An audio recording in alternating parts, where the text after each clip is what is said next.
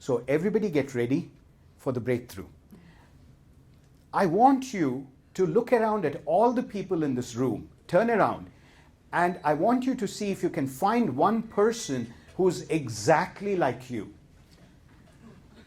If you're willing to concede that there isn't one person exactly like you in this room, please raise your hand, no excuses.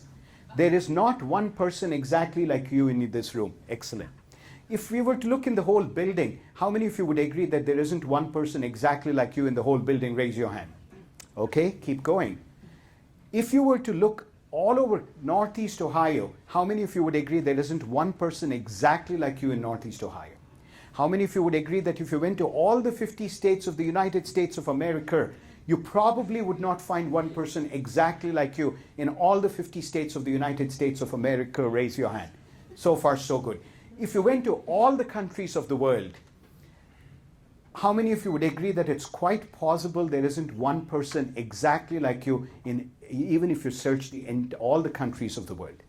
Now, if you expanded your dragnet further and you pulled out people from submarines and took a look at them, and you searched every aircraft, every conceivable place on the planet, how many of you would agree that there probably isn't one person exactly like you on the whole planet? Raise your hand. And please don't drop your hand. Raise it further and keep it raised. You know what you're saying yes to? I just asked you, are you unique, special, and extraordinary? And you have just raised your hand. Because the very definition of unique, special, and extraordinary is that there isn't one person like you on the whole goddamn planet.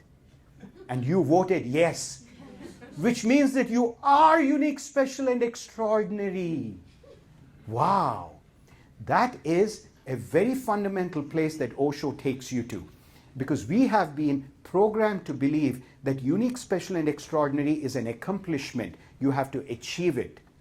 And the Eastern mystics like Osho say, no, it's an awakening. You have to awaken to it. The universe has created you unique, special, and extraordinary. You are sleepwalking through life in a highly drugged state. You're not even aware. You're busting your ass, running in 50 different directions, trying to prove that you're unique, special, and extraordinary. And the cosmic joke is that you are that. When you really let this seep in, you'll burst out laughing because the whole life is ridiculous. 50, 60 years trying to be unique, special, and extraordinary. And the joke is that you were created unique, special, and extraordinary. Even when you were born, there was no baby like you on the whole planet. And you were unique, special, and extraordinary, and you forgot. So that is an awakening. Now that's the beginning of a process of awakening. Now here, notice folks, there are two different models to human growth, personal growth. In the Western model is that capabilities and strengths and all these beautiful things are things you have to cultivate and grow within you. In the Eastern model, the most beautiful things about you are already hidden in you. But like an uncut diamond, you don't see it because a diamond could be buried in the mud. All you need to do is to extricate the diamond, dust off all the mud, and allow it to glow. In other words, who you are created is unique, special, and extraordinary. You just forgot.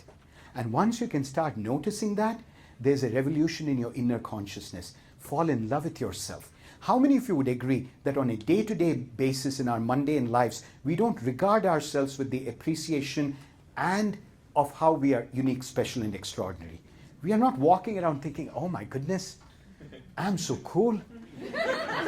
There is nobody like me on this whole planet. Now, as a corollary, now you might think that leads to narcissism. It leads to the opposite. Because all of a sudden I'll say, Judy here is also unique, special, and extraordinary. There's nobody like this in the whole planet. Every one of you is unique, special, and extraordinary. So where will I feel any sense of superiority? Each one of us is unique, special, and extraordinary, and each one is like a unique flower. And all of a sudden, there's a revolution of inner consciousnness. Then you know that somebody who is the grocery store, bags your groceries. There is no other human being like them on the whole planet. You will look at them through eyes of sacredness. You will have the eyes to see the sacred in the most mundane. Every being is sacred, not just beings. Then you start thinking of pebbles and leaves. How many of you would agree no two leaves in the planet are exactly alike? Every leaf is different. Every pebble is different. Then comes another quantum leap into a state of consciousness that Osho takes you to. As you climb the summit, he reminds you, do you recognize that every moment in time will never be repeated? That every moment in time, this moment, this moment, this moment is unique, special, and extraordinary. Breathe in, every breath is unique, special, and extraordinary. When I breathe in, that breath will never happen again in the entire future, present, or history of humanity. So then you become awakened. You say, every moment is unique, special, and extraordinary. So different from our regular insanity, says Osho, where you spend half your life saving time. How many of you try saving time? And then you spend the other half of your life killing time. Right? And that to Osho is the unenlightened consciousness. The enlightened consciousness is when you say every moment is unique, special, and extraordinary, and then there is never a boring moment in your life.